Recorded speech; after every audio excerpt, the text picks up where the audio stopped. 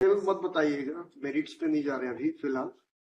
और दो husband wife के बीच में यदि कोई प्रॉब्लम है तो उसको शॉर्ट आउट करके साथ में रहना तो बहुत अच्छा ऑप्शन है।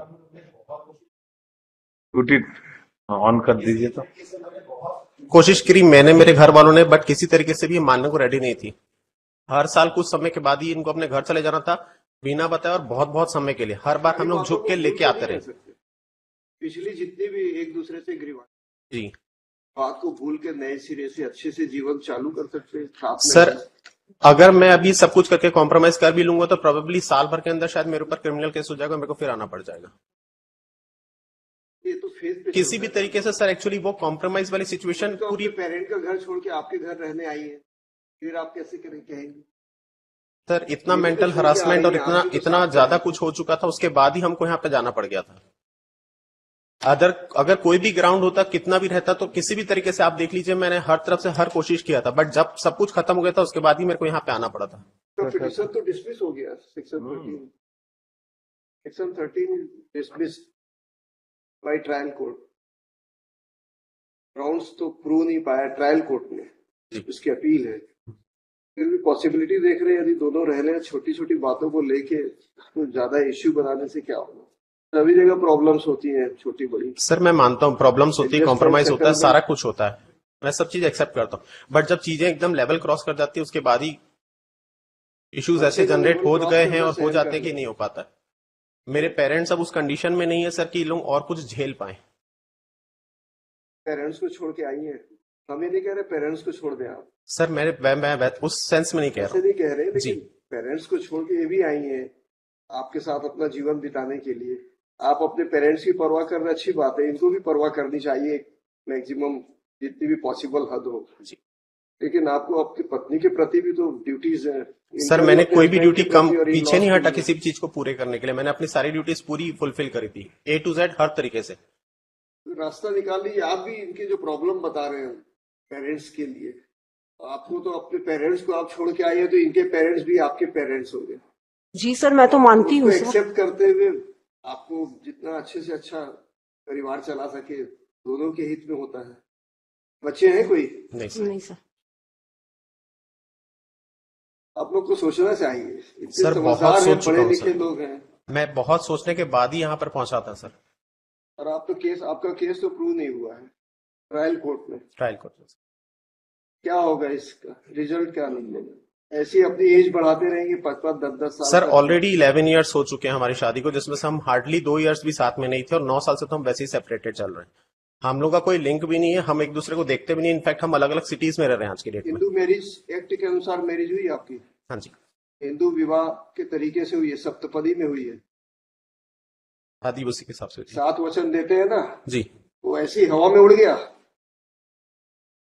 एक दूसरे के साथ जीवन भर बिताने का जो वचन देते हैं एक दूसरे को, देवी देवताओं को भगवान का आह्वान करके वहां पर सारे लोगों के सामने एक दूसरे के साथ प्रॉमिस करते, उसका क्या होगा? You both are promise breaker.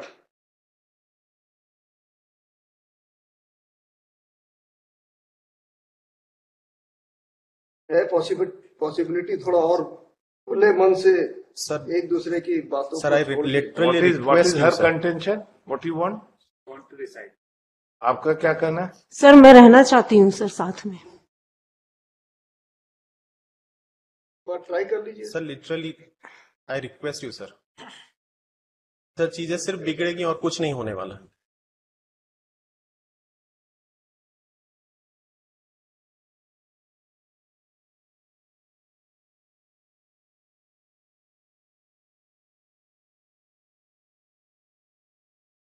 Practically, after going through this record, we don't find any substantial. कुछ तो झगड़ा क्या है समझ में नहीं आया हम लोग को। The trivial issues you are fighting, trivial issues, छोटे छोटे तो fighting के, that is not to the inflated to the issue that divorce should be granted. The trivial issues है, it can be solved. We see hundreds of cases daily. In a month we pass orders. That's why out of the experience we are saying so. It is for your betterment. Whatever order we will pass, that is a different thing. He could have passed the order yesterday also. The dispute in between husband wife, we don't see any substantial, very inflated dispute.